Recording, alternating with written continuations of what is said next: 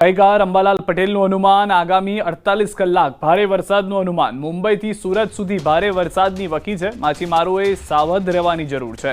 સાથે દક્ષિણ ગુજરાતમાં પણ ભારે વરસાદનું અનુમાન છે। સૌરાષ્ટ્રમાં ભારે વરસાદ થવાની શક્યતા છે। ભારે વરસાદ તબાહી નોતરી શકે છે। 30 ઓગસ્ટ સુધી ગુજરાતમાં વરસાદની વકી।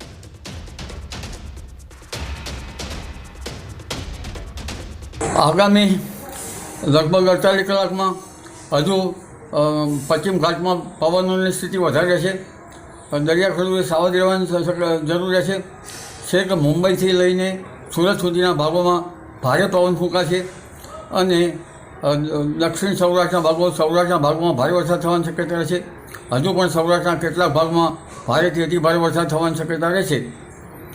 આ વરસાદ હવે વધુ પડતો આવે તો કોઈ ભાગમાં તબાહી સૂચક પણ બની શકે। મધ્ય ગુજરાતના ભાગોમાં પણ વરસાદ આવવાની શક્યતા રહેશે અને આજ સાંજ સુધીમાં થોડો ઘણો વરસાદ મધ્ય ગુજરાતના ભાગોમાં, અમદાવાદ ગાંધીનગરના ભાગોમાં પણ આવવાની શક્યતા રહેશે।